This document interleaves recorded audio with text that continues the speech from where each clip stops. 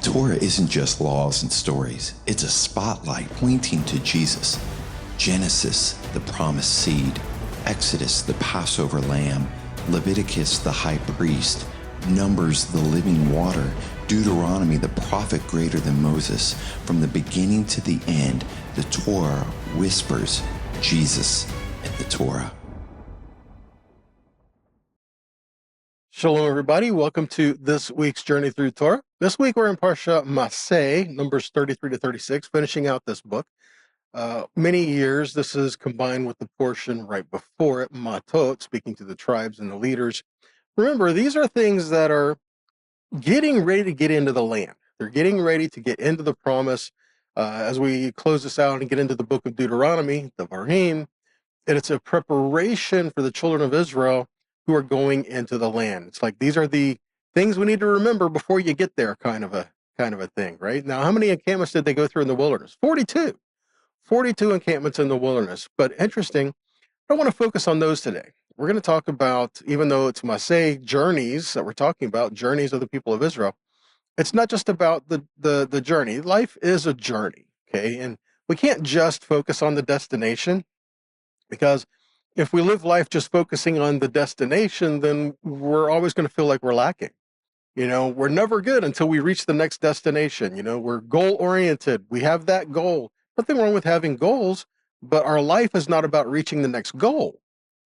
It is about the journey, right? What are you doing in life now until you get to that goal? You know, there is a journey in life, and that's where life happens.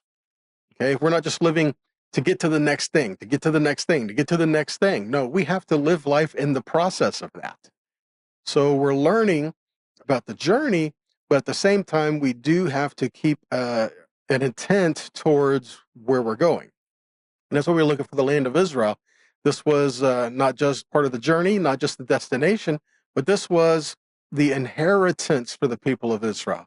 This was included in the redemption of the people of Israel. This is a fulfillment of the promise that Yahweh had given to them. Okay, so these are some of the things we're going to be looking at. And also keep in mind that this here, what we have in the Torah, is the oldest historical record of the boundaries of Israel.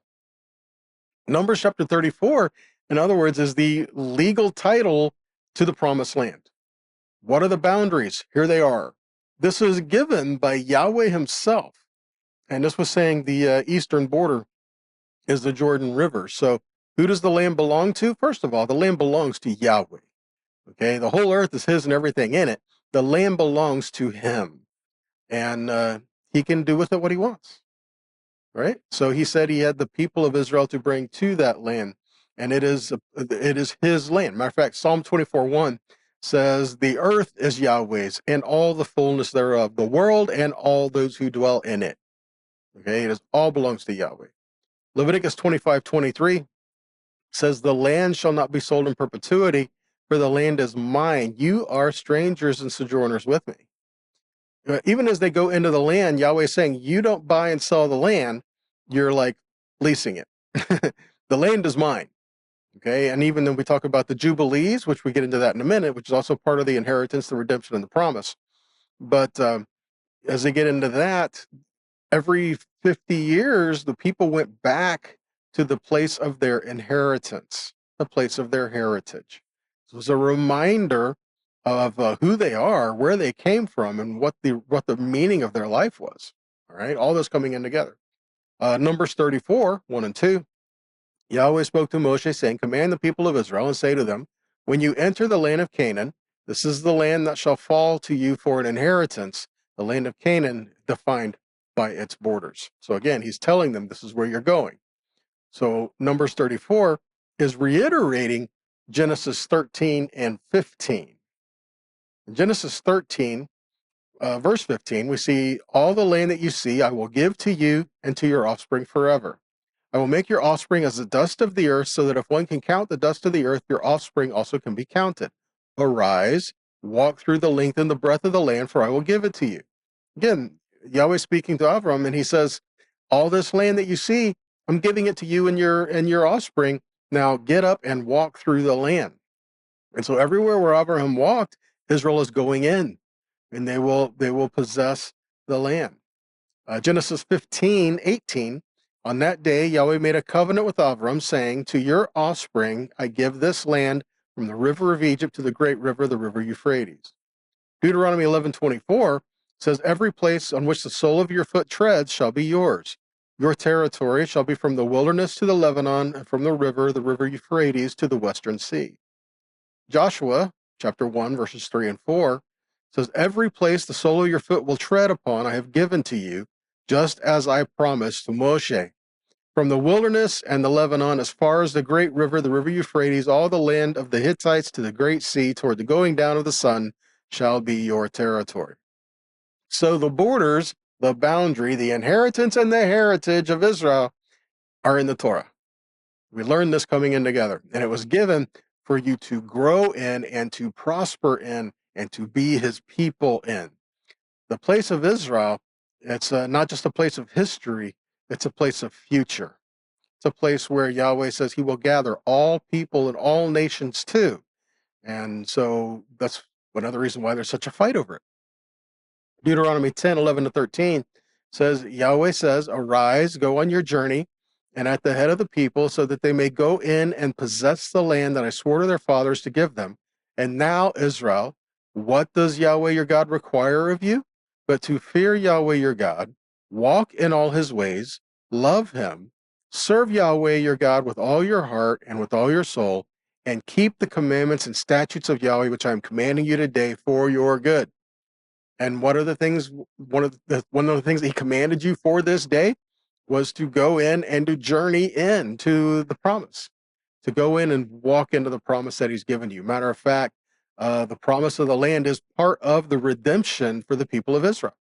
In Exodus chapter 6, when Yahweh visited them in Mitzrayim, and he says, I will redeem you, he includes in that redemption, and I will bring you to the land that I swore to give to Abraham, Isaac, and Jacob. So again, I will redeem you and bring you to this land. This final redemption we're looking at, it's not just a matter of, okay, I'm going to redeem you and then that's it. I'm going to leave you where you're at. No. I'm going to redeem you and bring you into the wilderness. No. I'm going to redeem you and bring you into this land that I have promised you. Okay, there is a goal here that we are looking at. And for us, we're also looking towards the New Jerusalem, that we're looking towards that goal as well. Hebrews 11:8-10, it says, by faith Abraham obeyed when he was called to go out to a place that he was to receive as an inheritance, and he went out not knowing where he was going.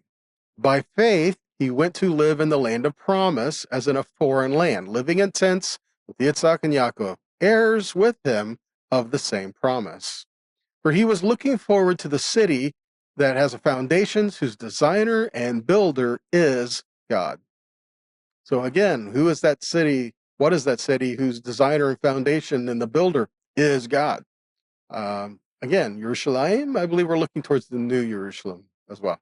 Revelation 3:12 says, the one who conquers, I will make him a pillar in the temple of my God. Never shall he go out of it. And I will write on him the name of my God and the name of the city of my God, the New Jerusalem, which comes down from my God out of heaven, and my own new name. Revelation 21:2 says, and I saw the holy city, the New Jerusalem, coming down out of heaven from God, prepared as a bride adorned for her husband. Okay, so back to Numbers, chapter 33, verses 50 and 56. So Yahweh spoke to Moshe in the plains of Moab by Jordan near Jericho, saying, speak to the children of Israel and say to them, when you are passed over Jordan into the land of Canaan, so he's saying you're going to go in, right? Now there's a responsibility for you when you go in. There's something I want you to do. You shall drive out all the inhabitants of the land from before you, and destroy all their pictures, destroy their molten images, and pluck down all their high places.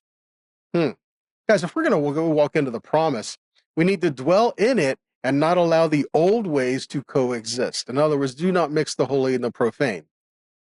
Okay, we need to follow Yahweh and serve him his way. We can't serve idols and worship Yahweh. We can't serve an idol and then say, whoa, I'm not supposed to serve an idol, so we do the same worship for Yahweh. Can't do that. Okay? He says, do not allow the old ways to coexist with the new ways that I am bringing you into. I want you to walk and follow after me. We see again in Deuteronomy 18, verses 9 to 12, when you are come to the land which Yahweh your God gives you, you are not to learn to do after the abominations of those nations. There shall not be found among you any one that makes his son or daughter to pass through the fire, or uses divination, or an observer of times, or an enchanter, or a witch, or a charmer, or a consulter with familiar spirits, or a wizard, or a necromancer. For all that do these things are an abomination unto Yahweh, and because of these abominations, Yahweh your God drives them out from before you. So again, when you go into the promise, I don't want you to live the way that the people there are living. It's why they're being driven out. They're not being included in the promise. And I don't want you to live the way that your old life was. When they were in Mitzrayim, all they knew was to be a slave. They knew how to live in Mitzrayim. So he says, I don't want you to do that. I don't want you to live the way of your old life, and I don't want you to live the way of the people that you see in there ahead of you. Which leads to the question, so how are we supposed to live? What are we supposed to do? And that's why Yahweh says, follow me. Listen to my voice. Do the things I ask you to do. That's the path of life that he has set before us. Jeremiah 10:2 says, thus says Yahweh, learn not the way of the heathen, and be not dismayed at the signs of heaven, for the heathen are dismayed at them. It doesn't mean there aren't going to be signs in the heavens. It says don't be dismayed at them. You're not doing horoscopes. You're not looking for the stars to tell you how to live. No, the stars are signs, not instructions. Okay, so they can tell us things, but it's not telling us how to live. Okay, how we respond to these things is according to Yahweh's word, right? Numbers 33, verse 53. And you will dispossess the inhabitants of the land and dwell, and I have given you the land to possess it. And you shall divide the land by lot for an inheritance among your families, and to the more you shall give the more inheritance, to the fewer you shall give the less inheritance. Every man's inheritance shall be in the place where his lot falls, according to the tribes of your fathers you shall inherit. But if you will not drive out the inhabitants of the land from before you, then it shall come to pass that those which you let remain of them shall be pricks in your eyes and thorns in your sides, and you shall vex you in the land where you dwell. Moreover, it shall come to pass that I shall do unto you as I thought to do unto them. He's saying if you do not drive out the idolatry, if you do not get rid of these things that are there, if you try to coexist with it, then it will be, it says, pricks in your eyes and thorns in your sides and vex you where you dwell. We learn a spiritual lesson here. When Yahweh delivers you, don't try to coexist with the past. You need to be delivered. He delivered you. Now we need to walk with him, not try to keep walking in the old ways and do the old things. Yahweh said, no, you leave those things and you follow after him. So what happens here is that all Israel receives their portion as an inheritance. It's the word that's given there. The word nachal is what's used there. It means to inherit, to take as a heritage, and to possess it. So a heritage, it's where you come from. He says you're to take this as a heritage. Yahweh is saying this is a place where you're being planted and you're going to grow and you're going to pass this on to your generations. That's inheritance. You're going to pass this on. You're going to occupy this place and live in this place and dwell in safety and do this. Many promises with this over and over, that if the people follow Yahweh, they hear his voice, if they do what he says, they will be blessed in the land. But if they do not hear his voice, then there is exile, and there's other things being involved in that. We're not talking about that today. But he says, I am bringing you into this promise that I have for you. And that's what we're looking at, even with us. If we follow him, there is a life of promise that's there, that is there for our inheritance. We inherit it from Yahweh, and we are to pass it on to our children as an inheritance. Exodus 15:17 says, you will bring the people that you have redeemed, and you will plant them in the mountain of your inheritance, in the place, Yahweh, which you have made for you to dwell in the sanctuary, Yahweh, which your hands have established. Deuteronomy 32:8-9 says, when the Most High divided the nations their inheritance, when he separated the sons of Adam, he set the bounds of the people according to the number of the children of Israel. For Yahweh's portion is his people, Yaakov, his lot of his inheritance. So when you go into the land, He said that for the larger tribes, they're going to get more land. For the tribes that don't have as many, will get less land, but they are going to be divided by lot. Well, here in Deuteronomy 32:8, it says, when Yahweh divided up the nations for their inheritance, he separated the sons of Adam. He set the bounds of Israel as a means for the inheritance for the sons of Jacob. So again, Yahweh is determining, who goes where. And he said there's a time when all will be called into the place of Yahweh, or place of Israel, by his hand, which leads to an interesting thought. What do we call this when those who are in the world return to Israel and dwell in the place of their heritage and inheritance? That's called Jubilee. All right, we find the definition of that in the scripture. That's the Yovel, the 50th years. See, every 7 years was a time of remission. Okay, the Shemitah years, debts were forgiven, and the land was to lay fallow. You could gather, from the land that it produced by itself, but there was no major sowing and reaping going on. Right, it was the land had a rest. But then in the 50th year, wherever you were, right? Even if you're in the land, but you're not in your family's portion of the land, you returned to your familial portion of the land. So if you're outside of the land, you return to the land and back to the portion that was allotted to you as your heritage and your inheritance. So all Israel, no matter what tribe they were from, returns to the land from the nations to worship and serve Yahweh as a thankfulness that he has released them, released their debts, and given the Jubilee and brought them all back in together. Guys, what happens when you come all back in together? It's supposed to be a place of worship and honor to Yahweh in doing this, right? So Yovel, the Jubilee, cannot be declared until all the tribes return home. Leviticus 25:10 says, you were to consecrate the 50th year, proclaiming freedom throughout the land to all its inhabitants.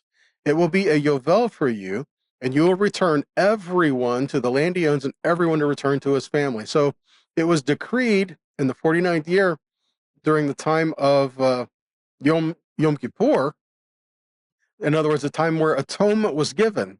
After atonement was given, then the Jubilee was declared. And then because atonement was there and the debts were released, all were free. They all came back home into that place. No matter what tribe they were from, no matter where they were, no matter what was going on, they returned home. Guys, this is one of the things that Yeshua said that he came to do. Okay? Matter of fact, the promises of those in the nations coming back to the land, it's the single largest prophecy that's repeated over and over again throughout the entirety of the scripture. All right, we see a couple things here. In John 10:14-16, Yeshua says, I am the good shepherd. I know my own, and my own know me. Just as the Father knows me, and I know the Father, and I lay down my life for the sheep. And I have other sheep that are not of this fold. I must bring them also, and they will listen to my voice, and there will be one flock and one shepherd. See that? Why does he say, and there will be one flock, one shepherd? Because there are many, many tribes, and there are many people that are there. And he says, I have other sheep that are not of this fold. What fold? That's what he's talking about, guys. There's Yeshua came to gather in from every nation, every tongue, every tribe into a place of covenant relationship with him. And he's going to bring all of us together as one people. And that people is his people, called by his name that he has given. And that people is called Israel. John 11:49-52, Caiaphas speaking about Yeshua, he says, don't you take into account that it is better for you that one man die for the people rather than the whole nation be destroyed? And he didn't say this of himself. Scripture says, as the Kohen Gadol that year, he prophesied that Yeshua would die for the nation, but not for that nation only, but also he might gather together into one the scattered children of God. Who were the scattered children of God? Those who went into the nations, those who were scattered into the world, but yet will be called back. No matter if you're Jew or Gentile, okay, no matter where you came from, if you serve Yahweh, he will call you back in to be part of one people. Deuteronomy 30:4 says, if your outcasts are in the uttermost parts of heaven, from there Yahweh your God will gather you, and from there he will take you. The word there for gather you is kavatz, that's being used there. And the idea is to gather you in together as a people, gather you in together, not to gather you in your own separate places. No, gather you in as one. And kavatz is used in part of the restoration for all of Israel. A couple things that are given here, not a lot, just a couple scriptures given here on the word kavatz, according to the theological word book of the Old Testament. A couple places it's used here in gathering and assembling. It's about Israel. Okay. God pledges to assemble his people from the places where he scattered them during the great exile. This promise is repeatedly recalled by the prophets. One, we see in Isaiah 11:12, where it says, he will raise a signal for the nations and will assemble the banished of Israel and gather the dispersed of Judah from the four corners of the earth. See that? He will raise a signal for the nations, a nest. He will raise a signal for the nations. Well, guys, I believe this is referring to Yeshua, that it says when he is lifted up, he will draw all men to him. It's like all nations, all people will be gathered to him when he is lifted up. In John chapter 3, Yeshua said, just as the serpent was lifted up in the wilderness, so the Son of Man must be lifted up. And then famously, John 3:16, right? So again, the idea of when we look to Yeshua, he is gathering together from all nations, all people, to be one people, no matter where you're from. Okay. Also, in the eschaton, this divine gathering is to extend to all people. We see in Isaiah 66:18, even the Gentiles, which we just read in Isaiah 11:12. So Isaiah 66:18 says, for I know their works and their thoughts, and the time is coming to gather all nations and tongues, and they shall come and shall see my glory.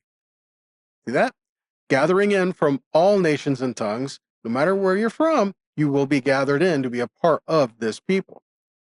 By so accomplishing such a clear prophecy, God exhibits his sovereignty and therefore sanctifies himself to those gathered, which we see in Ezekiel 20:41. It says, as a pleasing aroma, I will accept you when I bring you out from the people, gather you out of the countries where you have been scattered, and I will manifest my holiness among you in the sight of the nations.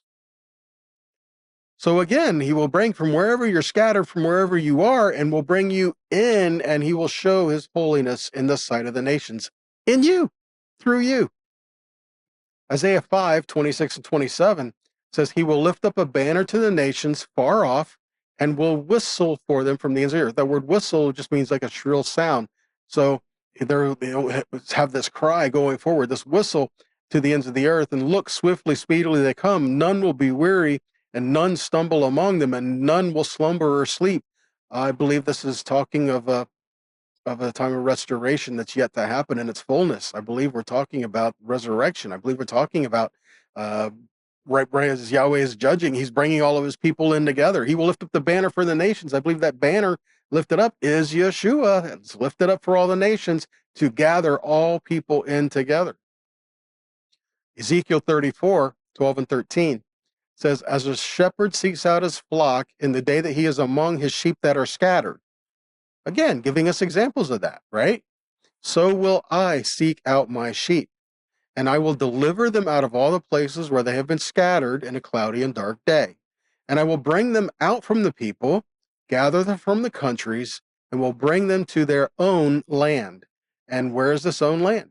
I will feed them upon the mountains of Israel, by the rivers, and in all the inhabited places of the country.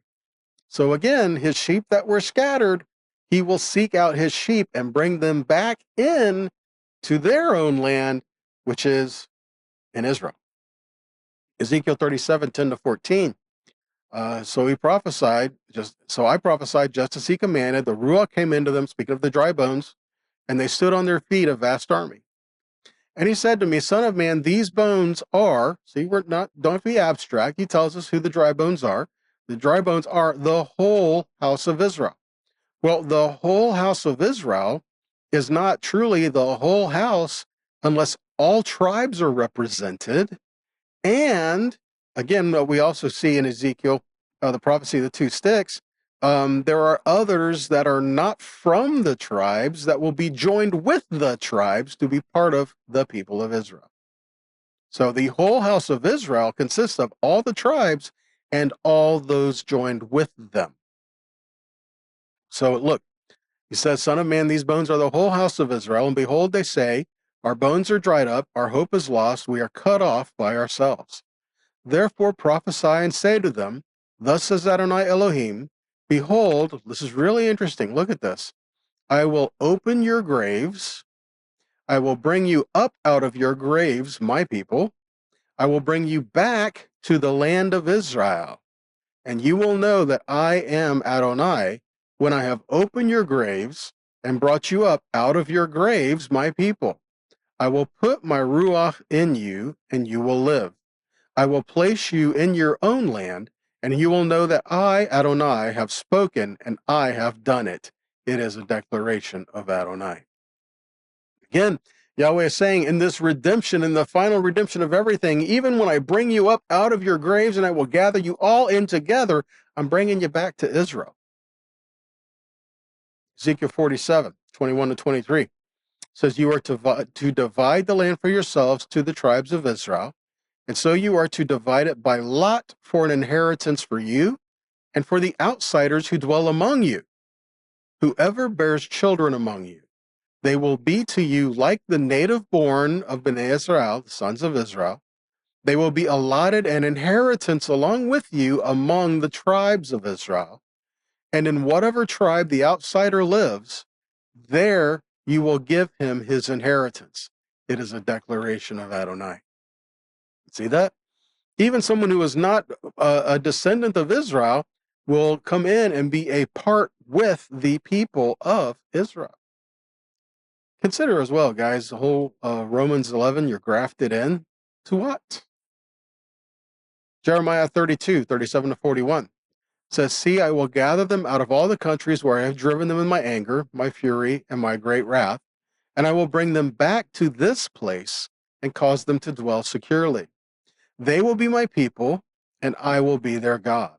I will give them one heart and one way, so that they may fear me forever, for their good and for their children after them. I will make an everlasting covenant with them. I will never turn away from doing good for them. I will put my fear in their hearts so that they will not depart from me. Yes, I will delight in doing good for them. And with all my heart and with all my soul, I will in truth plant them in this land. There's a lot going on here in this passage, but again, seeing this, we have one heart and one way. In other words, Yahweh gives us a new heart. He gives us his heart, and in that we're going to walk according to his ways, not our own. And then we talk about this everlasting covenant. Yeah, this is the everlasting covenant that we will forever be with him. And he says, and I will surely plant them in this land. You know, it says here in verse 41, all my heart and all my soul, I will plant them in this land. That is the only place in the scripture where Yahweh says he will do anything with all his heart and all his soul. Interesting. This is the only time in the entirety of the scripture he says he will do something with all of his heart and all of his soul. What does that tell us? It's important. And if it's important to Yahweh, should we be mindful of it? Absolutely. Talking of the restoration of his people and calling us all in together to be one. Revelation 3, verses 12 and 13 says, To the one who overcomes, I will make him a pillar in the temple of my God, and he will never leave it again. I will write the name of my God and the name of the city of my God, the new Jerusalem, which comes down from heaven of my God, and my own new name. He who has an ear, let him hear what the Ruach is saying to Messiah's communities. See that? Again, the new Jerusalem. That's where we're heading. It's where we're going. And it's because of our inheritance and our heritage. Because of covenant, we have that place with Yahweh. The New Jerusalem. Revelation 21, 1 through 4. So I saw a new heaven and a new earth, for the first heaven and the first earth had passed away, and the sea was no more. I also saw the holy city, the New Jerusalem, coming down out of heaven from God, prepared as a bride adorned for her husband. I also heard a loud voice from the throne saying, Behold, the dwelling of God is among men, and he shall tabernacle among them, and they shall be his people, and God himself shall be among them and be their God. And he shall wipe away every tear from their eyes, and death shall be no more, nor shall there be mourning or crying or pain any longer, for the former things have passed away. See that? Interesting, guys. We're talking about the restoration and bringing all the people back into this land, the land of Israel. And then we're talking of the great city. We're talking about forever and eternity, the New Jerusalem, which is where? In Israel. Again, just a matter of showing a heritage and inheritance for the people of Yahweh. We're all going to one place. We need to learn to dwell together. And as he restores us, he's going to be putting us together, but we need to be able to dwell in harmony there with one another and learn to work together with one another to get to these points and the promises the Father has given to us, right?